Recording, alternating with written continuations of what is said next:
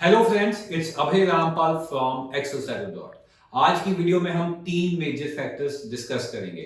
First of all, Australia north India students की इतनी interview क्यों ले रहा है। सेकेंडली, जिन बच्चों ने अपनी सीओई 15 फरवरी के बाद लॉन्च की थी या जिन्होंने अपनी सीओई के लिए 15 फरवरी के बाद अप्लाई किया था, उनकी सीओई क्यों रिजेक्ट हो रही है या उनकी जीटीई असेसमेंट क्यों रिजेक्ट हो रही है। थर्ड एंड फॉरमोस्ट टॉपिक रहेगा हमारा कि ऑस्ट्रेलियन एम्बेसी पीटीई को एक रिलायबल फैक्टर क्यों नहीं कंसीडर कर पा रही। वीडियो को एंड तक जरूर देखिएगा, हमारा चैनल जरूर सब्सक्राइब कीजिए ताकि आपके तक newest study visa tips and updates पहुंचती रहे। जिन स्टूडेंट्स ने पीटीई का एग्जाम दिया था, स्पेशली पंजाब एंड हरियाणा के रीजन से, उन स्टूडेंट्स के बीच काफी पैनिक क्रिएट हो गया है। हमारी एज एवरी मेंबर काफी इंटरनेशनल यूनिवर्सिटीज के मैनेजर, जो रीजनल मैनेजर होते हैं जिनके हाथ में इंटरनेशनल स्टूडेंट्स की रिक्रूटमेंट होती है, उनसे हमारी डिस्कशन हुई एंड हमको पता चल पाया कि ये इतनी बड़ी कंट्रोवर्सी क्रिएट कैसे हो गई कि कैसे एक जेन्युइन स्टूडेंट जिसके पीटी में 7 से 8 बैंड्स हैं विद नो लेस देन 7, उसकी भी इंटरव्यू आ रही है, उसके भी जेन्युइनिटी फैक्टर्स पे कहीं ना कहीं शक किया जा रहा है। Can not tell on social media ये कौन सा सोर्स था जिससे हमको इंफॉर्मेशन मिली, because due to the privacy policy, but it's a very reliable information and it's a first hand information. And department of home affairs जो आपको आपका वीजा देते हैं, चाहे वो टूरिस्ट वीजा हो, चाहे वो आपका स्टडी वीजा हो, चाहे वो आपकी जो सी मर्जी सब क्लास का वीजा हो, उन्होंने इंडिया आके एक मीटिंग की। उन्होंने ईच एंड एवरी उस ऑफिसर को बुलाया जिनके हाथ में सीओई कंफर्मेशन ऑफ एनरोलमेंट की असेसमेंट होती है। फॉर एग्जांपल, किसी यूनिवर्सिटी के रिप्रेजेंटेटिव के पास ही किसी यूनिवर्सिटी की सीओई असेसमेंट का डिसीजन होगा। फॉर एग्जांपल, टॉरेंस यूनिवर्सिटी की सीओई कोई रिप्रेजेंटेटिव ही अलाउ कर पाता है एंड अराउंड 45 टू 46 मेंबर्स की ये मीटिंग थी। एंड उस मीटिंग से हमको पता चला कि पिछले 2-3 महीनों में around influx of applications आई, इतनी ज़्यादा एप्लीकेशंस आई। लाइकवाइज ऑस्ट्रेलियन एम्बेसी ठीक तरह से उनको जज और असेस नहीं कर पाई।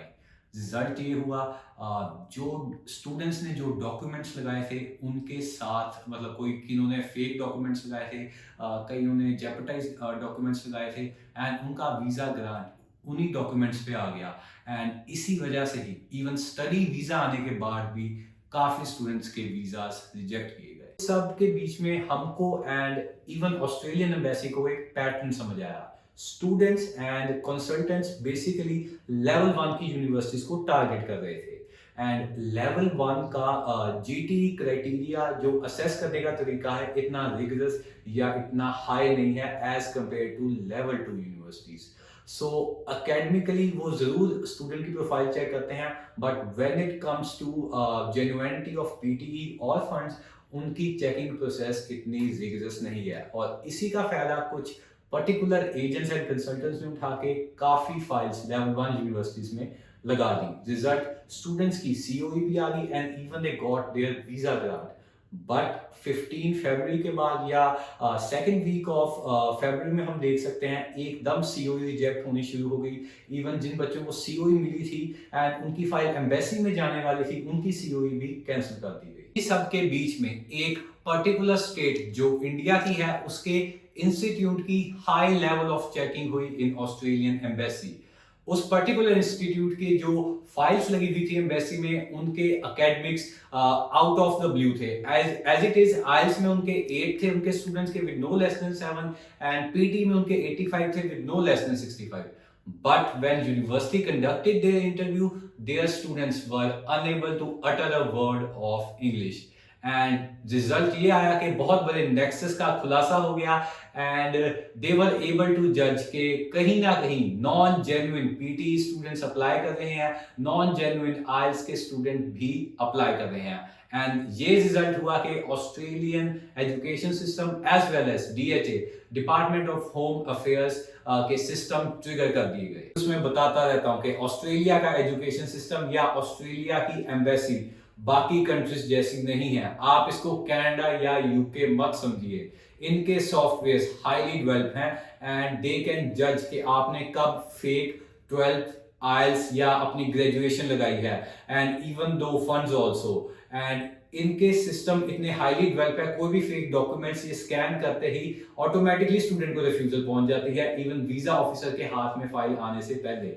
सो प्लीज गाइस, मेरी आपको सलाह है, वार्निंग है, कुछ भी समझ लीजिए, फेक डॉक्यूमेंट्स मत लगाइए। आईएलटीएस पीटी 2-3 बार रिपीट कर लीजिए, अपने एकेडमिक्स इंप्रूव कर लीजिए, अपना इनटेक डेफर कर लीजिए, बट फेक डॉक्यूमेंट्स या फेक फंड्स ना लगाइए। अल्टीमेटली इसका खामियाजा पूरे इंडिया के स्टूडेंट्स को भी फेस करना पड़ेगा, एंड कहीं ना कहीं उस पर्टिकुलर स्टेट के स्टूडेंट्स अब हाई अलर्ट रीजन में आ चुके हैं।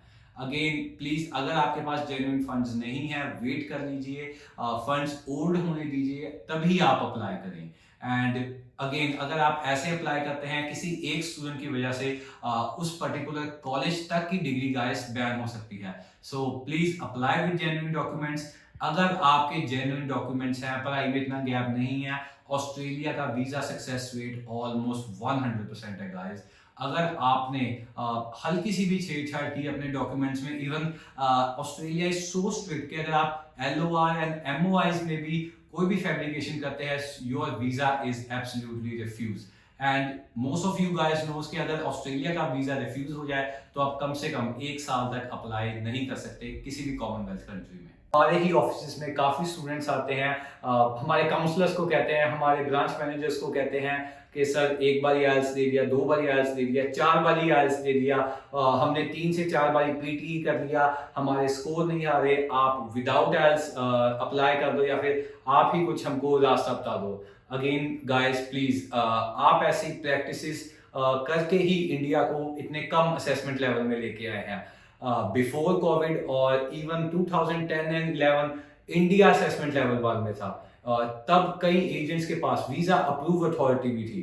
That's one of the biggest, like that's a golden age in Indian immigration industry, but as time move forward, Indians ने ही इस सिस्टम को एक्सप्लॉइट कर करके लेवल 3 में इंडिया का असेसमेंट लेवल ले आए हैं, एंड अब कहीं ना कहीं वो हालात फिर से बनते जा रहे हैं। तो मैं स्टूडेंट को सजेस्ट करूंगा, प्लीज आप अपने आइल्स पे या PTE पे और फोकस कीजिए एंड जेन्युइन मार्क्स लेके आइए, ताकि हम आपकी फाइल काफी इजीली एंड स्मूथली प्रोसेस कर सकें। आप प्री कोविड एरा में जाके देखें तो जिन स्टूडेंट्स का या प्री कोविड एरा जो ऑस्ट्रेलिया की इमिग्रेशन पॉलिसी थी, वो ऑलमोस्ट अराउंड 2 to 3 इयर्स के बाद एकदम स्ट्रिक्ट या एकदम लीनियंट हो जाती थी, ताकि जिस कंट्री के स्टूडेंट्स आ रहे हैं उनका इमिग्रेशन सिस्टम काफी इफेक्टिव रहे। ऑस्ट्रेलिया ये स्टेप्स इसीलिए ले रहा है ताकि हमारी इंडस्ट्री के ब्लैक शीप्स को हम पॉइंट आउट या फिल्टर कर पाए, ताकि उनके पास एक जेन्युइन स्टूडेंट ही पहुंचे। अगर आप एक जेन्युइन स्टूडेंट है, अगेन मैं अपनी वीडियोस में भी बताता हूं, तो आपको घबराने की कोई जरूरत नहीं। इंडिया चैनल्स पे न्यूज सर्कुलेट हो रही है कि department of home affairs Australia is going to ban Haryana students, but trust me guys, we have tie up with almost 100 universities in Australia.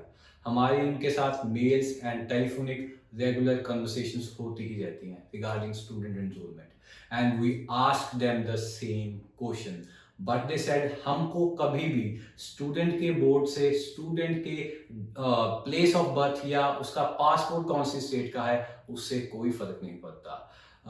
Again अगर स्टूडेंट के डॉक्यूमेंट्स जेन्युइन हैं, वो basic English में communicate कर सकता है फॉर द इंटरव्यू, एंड उसका PTE genuine है, तो हमें उसको एडमिशन देने में, उसको COE देने में या उसको एनरोलमेंट देने में कोई प्रॉब्लम नहीं। मैं अपना ग्रेजुएशन +2 पंजाब या हरियाणा बोर्ड से किया है, तो कहीं ना कहीं चांसेस हैं कि आपका इंटरव्यू ऑस्ट्रेलियन हाई कमीशन की तरफ से कंडक्ट किया जाए। वीडियो को एंड करते हुए हम कुछ टिप्स बताएंगे for the interview. First of all, ये एक टेलीफोनिक इंटरव्यू होगा। जो नंबर आपने फॉर्म 18 में बताया है, उस नंबर पे कॉल आएगी।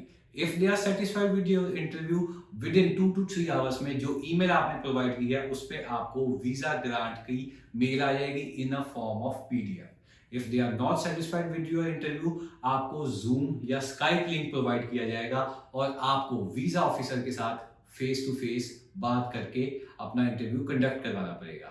अगेन गाइस, जो मर्जी हो जाए, फोन डिस्कनेक्ट मत कीजिएगा, वीजा ऑफिसर के साथ पोलाइटली बात कीजिएगा। अगर आप कहीं पे ट्रैवल कर रहे हैं तो उनको अपनी सिचुएशन समझाइए कि मैं आपको विद इन 30 to 40 मिनट्स में कॉल करूंगा, या आप मुझे विद इन 45 मिनट्स कॉल कर लीजिए। Watching the video till the end, and अगर आप अपनी प्रोफाइल की असेसमेंट करवाना चाहते हैं तो आप अपनी nearest Excel Settle Abroad branch visit कर सकते हैं या स्क्रीन के नीचे दिए गए नंबर्स पे हमें कांटेक्ट कीजिए। एंड प्लीज गाइस, आपको मैं एक रिकमेंडेशन देना चाहूंगा, आप जब भी हमारे ऑफिस में आते हैं प्लीज अपने डॉक्यूमेंट्स साथ लेके आइए ताकि हम आपको ऑन स्पॉट असेसमेंट दे पाएं कि आपकी एलिजिबिलिटी कौन सी यूनिवर्सिटी के लिए है। इससे आपका मैक्सिमम टाइम भी सेव होता है।